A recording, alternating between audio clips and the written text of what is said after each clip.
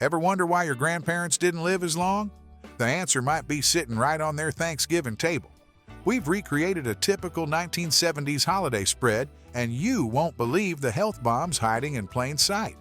From marshmallow-topped yams to Jello salads that could outlast a nuclear winter, we're breaking down 20 forgotten dishes that vanished for good reason. Remember those marshmallow-topped dishes from the 70s? Picture a sea of fluffy white marshmallows blanketing your vegetables. Sounds strange now, but back then, it was a holiday must-have. Let's kick things off with the notorious Candied Yams. These weren't just sweet potatoes. They were sugar bombs masquerading as a side dish. Here's something that might shock you. A single serving of these marshmallow-covered yams packed more sugar than a can of soda. And let's be honest, who stopped at just one serving during Thanksgiving dinner? But the marshmallow madness didn't end there. These puffy white morsels found their way onto fruit salads and, you won't believe this, even ham. Now, let's talk numbers. An average helping of these marshmallow-topped creations could contain up to 50 grams of sugar. That's double the daily recommended amount, all in one side dish. Imagine the sugar rush from just one plate of Thanksgiving dinner. No wonder we all needed a nap after the meal. But why were these sugary dishes so popular? Well, in the 70s, we weren't as aware of the health impacts of sugar as we are now. Plus, these dishes were easy to make and added a touch of sweetness that many people craved. They became a symbol of comfort and indulgence during the holidays. Here's a question to chew on. Which 1970s Thanksgiving dish might have shortened your family's lifespan the most? While there are several contenders, these marshmallow-topped dishes are definitely in the running. The excessive sugar intake from these foods has been linked to increased risks of heart disease and type 2 diabetes. Studies show that diets high in sugar can lead to insulin resistance, which is a stepping stone to diabetes. Over time, regularly indulging in these super sweet sides could have serious consequences for our health. It's no wonder these dishes have largely disappeared from modern Thanksgiving tables. Think you know fried food? The 1970s would like a word. How about a Thanksgiving turkey that's 50% more caloric than usual, or innocent veggies packing as much fat as a burger? Welcome to the decade when everything's better deep fried wasn't just a saying, it was a way of life. We're shifting gears from sweet to savory, plunging headfirst into the oil-soaked world of 1970s deep-fried dishes. Back then, if it wasn't bubbling in hot oil, was it even cooking? Turkey, the star of the show, wasn't just roasted anymore, it was dunked in a vat of sizzling oil. And vegetables?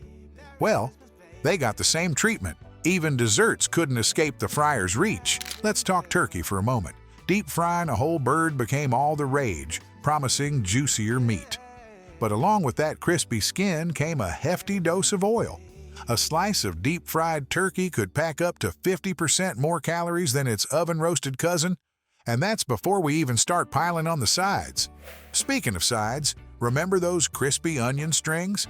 These addictive little morsels found their way onto everything from green bean casserole to mashed potatoes.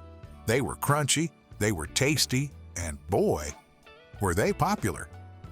But here's a sobering thought. Just a quarter cup of these crispy onions had as much fat as a small burger. Imagine how many of those you'd munch through during a typical Thanksgiving meal. The result of all this deep frying? Holiday meals turned into veritable fat festivals. It's no wonder that this era saw a rise in obesity rates and heart disease. We were essentially coating our celebrations in a thick layer of oil, and our bodies were paying the price. But why did this trend take off in the first place? Well, the 1970s saw a big shift towards convenience in cooking. Deep frying was quick, it was easy, and let's face it, it made everything taste good. Who could resist the allure of crispy, golden brown foods? The problem was, we were trading nutrition for flavor and convenience. It wasn't just the main dishes getting the deep-fried treatment. Appetizers, sides, and even desserts were fair game.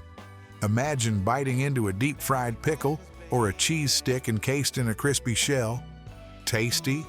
Absolutely. Healthy? Not so much. So next time you're reminiscing about Grandma's Thanksgiving spread, Remember that while it might have been delicious, it was also a ticking time bomb for your health. Those crispy, greasy dishes might explain why some folks from that generation didn't live as long as we do today. From savory to sweet, suspended in a rainbow of artificial colors, Jello salads were the chameleons of 1970s Thanksgiving tables. But here's the kicker. These wobbly wonders often replaced actual vegetables.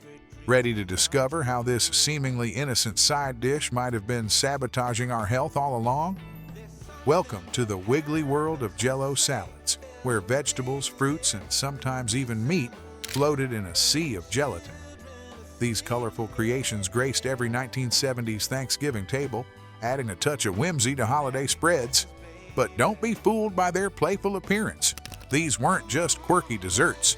Believe it or not, they were considered salads, often taking the place of healthier vegetable options. Let's take a closer look at a typical Jello salad from the era. We're talking a symphony of artificial flavors, a rainbow of food dyes, and often a hefty dose of sugar or artificial sweeteners. It was like eating a chemistry experiment disguised as a side dish. But wait, it gets even more interesting. Many recipes called for mayonnaise or cream cheese, transforming these salads into calorie-laden sugar cubes that jiggled. Now, brace yourself for this shocking fact. A single serving of these gelatin creations could easily clock in at 300 to 400 calories. That's about the same as a slice of pie, but it was sitting on your plate pretending to be a healthy side dish. Can you imagine the surprise on people's faces if they knew they were essentially eating dessert with their turkey? The long-term impact of these Jello salads was far from rosy. These gelatin concoctions likely contributed to increased sugar intake and nutritional deficiencies over time. After all, when you're filling up on wobbly, artificially sweetened salads, you're probably not getting the vitamins and minerals your body needs. Here's the thing, these weren't just occasional treats. For many families in the 70s, Jello salads were a staple at every holiday meal and potluck. They were as common as mashed potatoes or green beans. Picture Thanksgiving tables across America, each one sporting a few of these jiggly creations in various shapes and colors. The use of artificial sweeteners and food dyes in these salads raised additional health concerns. Studies have shown that artificial sweeteners can lead to metabolic changes and may even contribute to weight gain. Quite the opposite of what people probably thought they were achieving by choosing a salad. And those vibrant colors. Some food dyes have been linked to hyperactivity in children and other health issues. So next time you're feeling nostalgic for the good old days, remember that not everything was as innocent as it seemed. Those colorful, wobbly Jello salads might have looked fun and festive, but they were quietly contributing to a host of health issues. It's no wonder they've largely disappeared from our holiday tables. You thought Jello salads were the only culinary culprits of the 70s. Hold on to your seatbelts, because we're about to dive into the creamy, cheesy world of casseroles. Ever wondered how a single serving of your favorite Thanksgiving side dish could pack as much saturated fat as a fast food burger? The answer might just shock you. Casseroles, the ultimate comfort food of the 1970s. These bubbling dishes of goodness were a staple at every Thanksgiving table. But that comfort came at a price, and that price was often your health. The secret ingredient hiding in most of these dishes? Canned cream soups loaded with sodium and saturated fats. Let's take a closer look at the classic green bean casserole. This beloved side dish might seem innocent enough, with its mix of green beans and crispy onions. But here's the kicker. One serving could contain up to 40% of your daily recommended sodium intake. That's almost half your daily allowance in just one scoop. But it wasn't just sodium we had to worry about. These casseroles often featured a trifecta of heart health hazards: processed cheese, fried onions, and butter. Each of these ingredients brought its own set of problems to the table. Processed cheese added even more sodium and saturated fat. Those crispy fried onions we mentioned earlier, they were basically little fat bombs. And butter, well, we all know what that does to our waistlines. Here's a startling fact that might make you think twice about that second helping. A typical serving of these creamy casseroles could contain as much saturated fat as a fast food burger. Imagine that. You're eating something that seems homemade and wholesome, but it's packing the same fatty punch as drive-through food. Over time, this high-sodium, high-fat diet likely contributed to some serious health issues. We're talking increased rates of hypertension and heart disease. It's no wonder our parents' generation started seeing more health problems as they aged. But here's the real kicker. Many people saw these dishes as healthier alternatives because they contained vegetables. Can you believe it?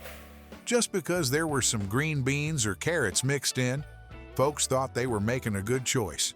It's like thinking you're eating healthy because you put a slice of tomato on your cheeseburger.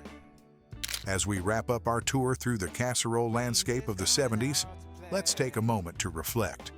These dishes were more than just food. They were a part of our culture, our family gatherings, our memories. But they also shaped our health, and not always for the better. It's a stark reminder of how our eating habits can impact our lives and our lifespans in ways we might not realize until years later.